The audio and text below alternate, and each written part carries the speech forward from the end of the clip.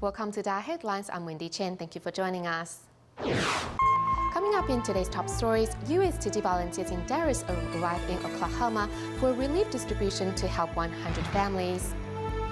In Taiwan, we meet a group of Thai power technicians who put their lives on the line and work all year round to ensure we have access to electricity at home. And in Malaysia, Tzu Chi volunteers and dialysis patients in Penang and Butterworth held an event to express their gratitude to the nursing staff there. First up in the United States, as part of their tornado relief, Tzu Chi volunteers from Dallas reached in Moore in Oklahoma after driving for 3 hours. As one of the hardest hit areas, 13,000 houses were destroyed and 33,000 people were affected in the city. At the first round of distributions, volunteers distributed cash cards and blankets and helped a total of 100 families. Upon receiving a blanket from Tzu Chi volunteers, Christina finally finds a sense of relief. More residents were left in panic after tornadoes struck the city. Thanks to Tzu Chi's relief supplies and emotional support, victims are gradually getting back on their feet. Thank you very much.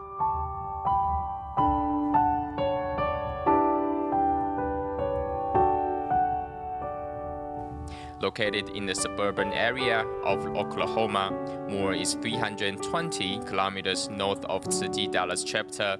13 Tzu Chi volunteers drove 3 hours to Moore to hand out cash cards and blankets here, helping some 300 residents in total.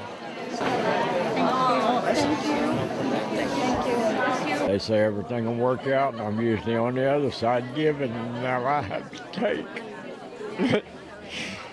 It's hard. Tzu Chins who are fluent in English are also on site to provide one-on-one assistance and are moved by this new experience. Coming here and seeing the less fortunate, I realize how blessed I am. I will cherish my blessings and create more. In light of the large-scale devastation caused by the tornadoes, Tzu Chi volunteers plan to carry out a second round of aid distribution in hopes of helping more victims return to normalcy. In Taiwan, medical staff from Hualien, Guanshan, and Yuli Tzu Chi hospitals joined Tzu Chi volunteers in carrying out a free clinic at Changbin Township, Taipei County. To make sure no one was left behind, team of doctors also made house calls to tend to immobile senior residents who lived nearby. Before the start of the free clinic, many senior residents are already waiting outside the venue. From Hualien, Guanshan, and Yuli Tzu Chi hospitals, 62 medical staff and volunteers came together to organize a free clinic at the Changbin Township Public Health Center. During the free clinic, doctors make a careful diagnosis for their patients and gently tend to their sickness. The free clinic provides both Chinese and Western medical services in hopes of giving patients comprehensive medical care. After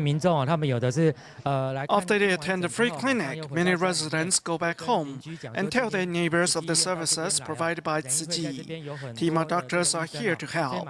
We are happy to provide medical care here in Changbin Township.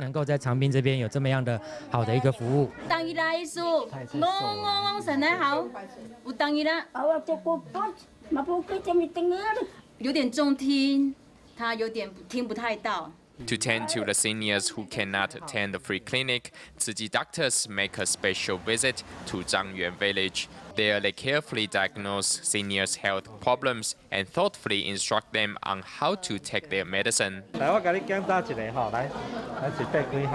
free clinic, which lasted for some 6 hours, served 144 patients in total. Treating patients like family, Tima doctors will continue their efforts in safeguarding the health of the residents on the East Coast. Young Xiaodong is a Tzu Chi care recipient in China, Xiamen. Due to contracting polio, Xiaodong curled himself up, hid in his room, and shut the world out. Eventually, he could no longer extend or flex his lower body. To help, volunteers arranged for Xiaodong to undergo joint reconstruction and replacement surgery at the Hualien Tzu Chi Hospital in Taiwan. We now update you on Xiaodong's condition. Right, just put your palms together and chant the name of Guanyin Bodhisattva. See, they are here for you. Comforted by a Tzu Chi volunteer's words, Yang Xiaodong from China's Xiamen undergoes surgery at Taiwan's Hualien Tzu Chi Hospital.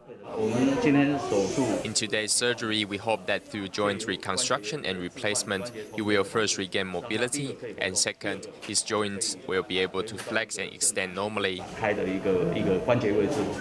Anesthesia was performed without a hiccup. Before making the first incision, the surgical team first had to unfold and fasten Xiaodong's mangled body. They also adjusted the operation according to Xiaodong's condition. If we cause punctures on either side, excess bleeding might become a problem. Then blood transfusion will also be a problem. In the end, we decided to operate on one side first, one step at a time. 3 hours later, Xiaodong is wheeled out to the recovery room. It is obvious that his lower right limb can extend much better now. Dr. Chen quickly delivers the good news to Xiaodong's anxious mother. Depending on how long it takes for Xiaodong to recover, his next surgery on his lower left limb will be performed in 2 to 4 weeks. By then, his lower body will be able to stretch out normally. People nowadays cannot live without computers. However, long hours of computer use can lead to discomfort in the wrist, a condition known as the carpal tunnel syndrome. So remember to take frequent breaks from typing at the keyboard, exercise your wrist, and sit upright. We now tell you more about the condition and how to treat it. Working as an administration staff, Lin Yunchui will often type on her keyboard continuously for 2 to 3 hours at a time. Several years later, she noticed a discomfort in her wrists. My wrists would just be positioned like this. I don't move them and I don't take a break either. When I wake up in the morning, the numbness from my wrists would make me want to bang them against the wall to make sure they are there and reduce the numbing. The constant numbness and pain is most obvious and irritating when Miss Lin rides a scooter and has to accelerate by twisting the handle. Finally, she decided to seek a doctor's professional help. Now put the back of your hands together like so for a minute. Let me know if you feel numb. In just 15 seconds, Miss Lin already feels numbness in her right index finger. The doctor diagnosed that both of Miss Lin's median nerve are severely compressed, which is a classic symptom of carpal tunnel syndrome. Those who suffer carpal tunnel syndrome suffer from a compression of the median nerve in the wrist. So we have detected that nerve signals travel slower through here. Currently, the condition can be treated with electrotherapy and hot wax baths. Patients should also wear wrist braces when going to sleep at night to protect the nerves. Also, patients must adjust their posture when typing and learn to take breaks to properly protect their wrists. Taking these steps, symptoms should alleviate after 2 to 3 months of therapy.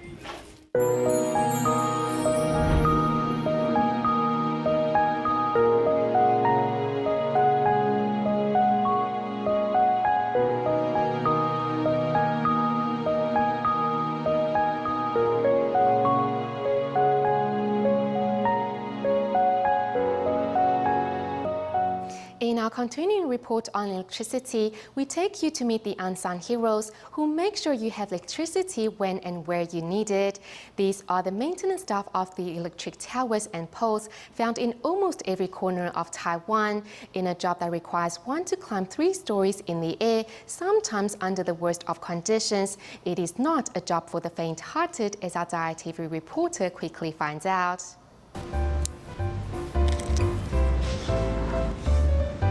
With a mix of trepidation and excitement after strapping and buckling on his equipment, Diary reporter Lin Guoxin is ready to go.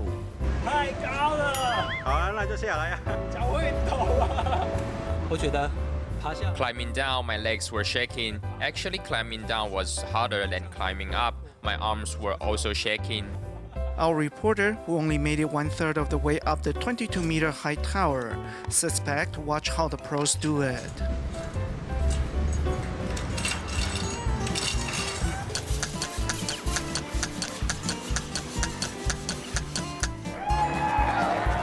There's no skill necessary, it just relies on body strength. Being able to climb to the top of the tower in less than 30 seconds and overcoming the fear of heights are the most important requirements for trainees who go through a year of physical and technical training before beginning work in one of Taiwan's highest and most remote workplaces, the electric tower.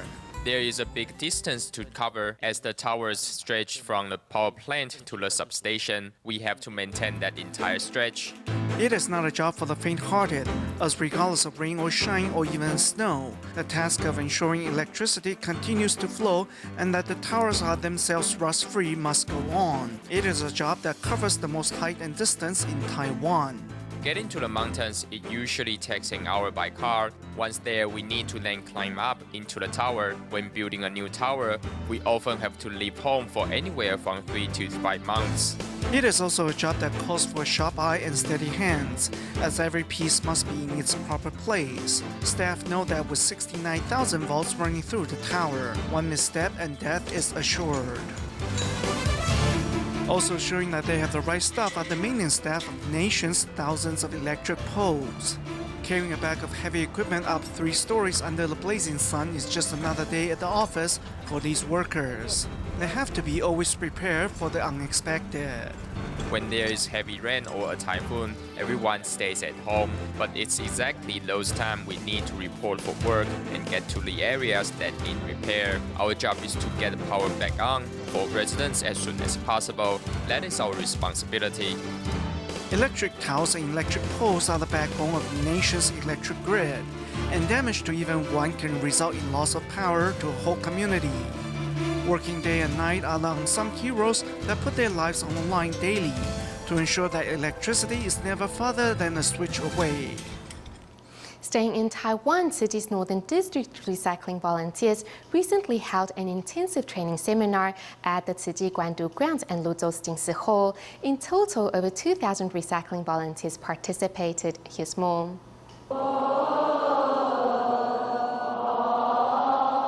On this day, Ciji recycling volunteers gather to study the Lotus Sutra. The elderly bodhisattva stand the entire time, as does a senior who suffers from Parkinson's. Huang Huigong, who is undergoing chemotherapy, also participates wholeheartedly.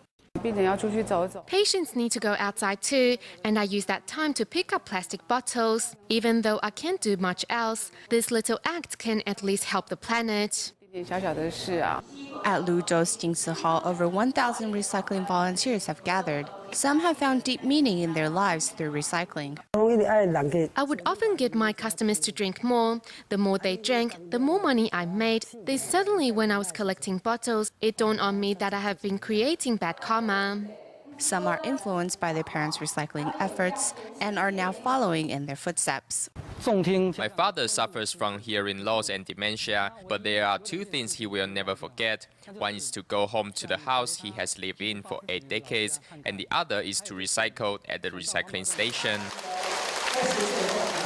Meanwhile, at the monthly recycling training seminar at the Guandu Ciji grounds, Zhonghe recycling volunteers share their experience on inspiring changes in an otherwise difficult situation. We asked the vendor if he could gather them in a bag for us or provide a bag for customers to throw them into, and he said no way. Then one day we went and saw that he had put the recyclables in a bag for us. We graciously thanked him as our master's message has finally gotten through to him.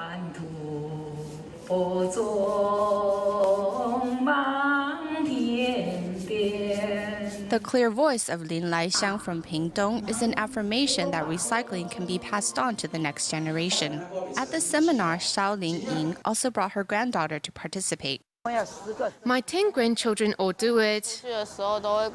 When I go out with my classmates, I will tell them that it's good to practice recycling as we can reduce wasting resources. The job of protecting the planet is one for all ages. In reducing waste, happiness is doubled. Some may feel that there is not much variety in vegetarian dishes. However, with Ciji Collegiate Youth Volunteers' creativity, meatless dishes now have endless possibilities. In Kaohsiung, Taiwan, a group of Ciqings recently held a vegetarian cooking contest in which they worked with Ida mothers to come up with the most creative and delicious meatless dishes. Slicing and chopping vegetables for many Ciqings, this is their first cooking experience. Thankfully, Tzu fathers and Eden mothers are on hand to give tips. By hollowing out an apple and filling it with fruits and chocolates, they create an appetizing dessert. Deep-fried, stir-fried, or baked, vegetarian dishes can be delicious. Tzu are quite excited to be able to try their hand at cooking instead of eating meals prepared by Tzu aunts and uncles. We're very excited to be making pasta for the first time. Everyone is having a good time and feel proud of our results.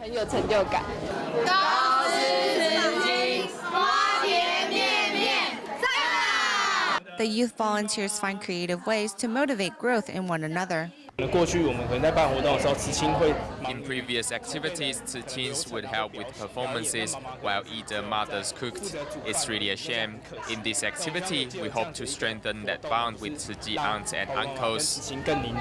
Through this activity, Tzu can take home vegetarian concepts to share with their family members, introducing a healthier lifestyle to all.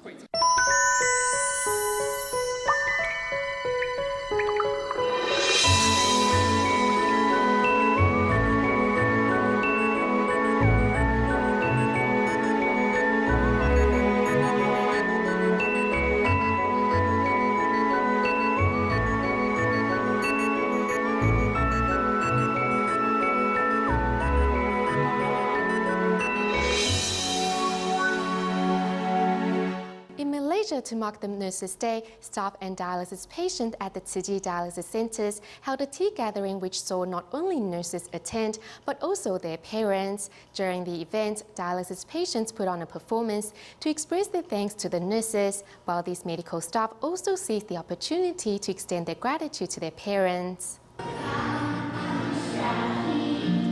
Putting on a sign language performance are dialysis patients from the Penang and Butterworth dialysis centers. Today, they gather at the local Jinsi Hall and express their thanks to the nurses who have tended to them over the past year. Happy Nurses Day.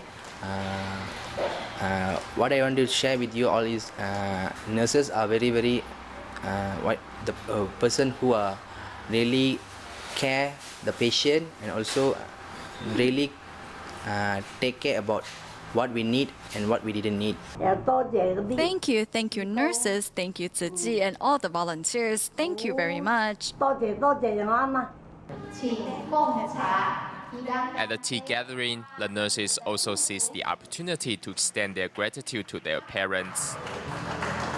Among the nurses is Sidi, who has worked hard to become a nurse. Seeing her daughter's commitment and success, Sidi's mother is happy for her.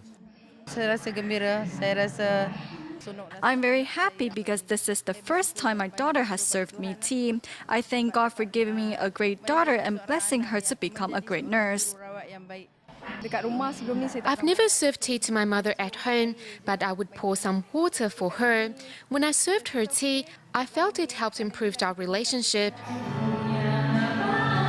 Nurses from different ethnic backgrounds join in a sign language performance to thank their parents' devotion over the years.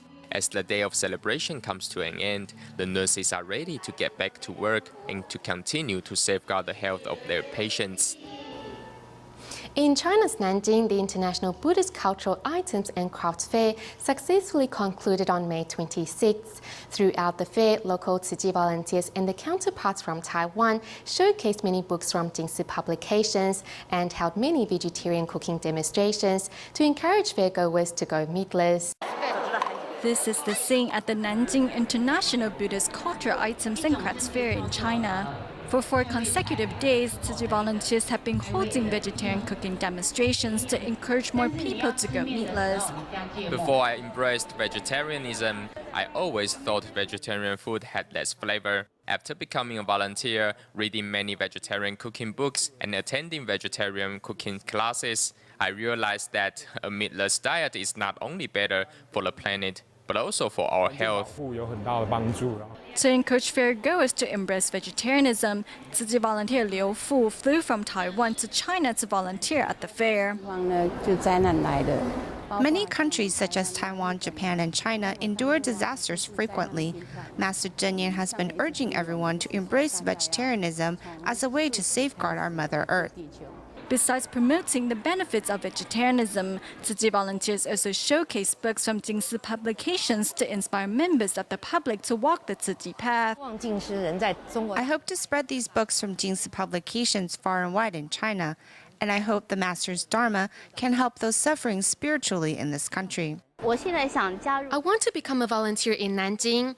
I know my ability is limited, but with the collective power from individuals, we can do many things to help the needy. Through the fair, Tzu Chi volunteers had the chance to inspire fairgoers to walk the Tzu Chi path and encourage them to go meatless as a way to safeguard our Mother Earth. Back to Taiwan in New Taipei City to give senior residents and bedridden patients a chance to pay respect to the Buddha. Sansha District Tzu Chi volunteers held Buddha Day ceremonies at 3 different nursing homes. Let's take a look. This is the scene at Hongxing Nursing Home in New Taipei City. Today, Sansha Tzu Chi volunteers are holding a Buddha Day ceremony inside the nursing home so those bedridden and with limited mobility can have a chance to pay respects to the Buddha.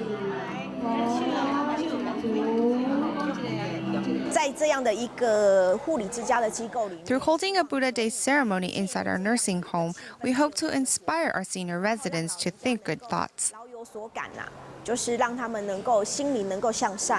Under the guidance of Tzu Chi volunteers, senior residents sincerely paid their respects to the Buddha. Volunteers also thoughtfully bring the ceremony to those that are bedridden so they can also receive blessings from the Buddha. The Buddha's light shines on you. I hope you live in safety, happiness, and good health. I will put the flowers here beside your pillow so you can smell the fragrance. These senior residents lack love and support from their family members. It is wonderful that Tzu Chi volunteers held such events here to give them a chance to find spiritual comfort. Despite the ceremony held at the nursing home being relatively small compared to the outdoor Buddha Day ceremony, the nursing home staff say the volunteers' kind gestures to the senior residents touched their hearts nonetheless. Today's Buddha Day ceremony gave our senior residents a chance to pay respects to the Buddha and cultivate blessings. Many were deeply moved by the ceremony. Tzu Chi volunteers also arrived at the bedside of Xiaodong, who is extremely happy to receive such blessings from everyone. I am happy because there is a Buddha statue next to me. I am very happy and will keep the blessings in my heart.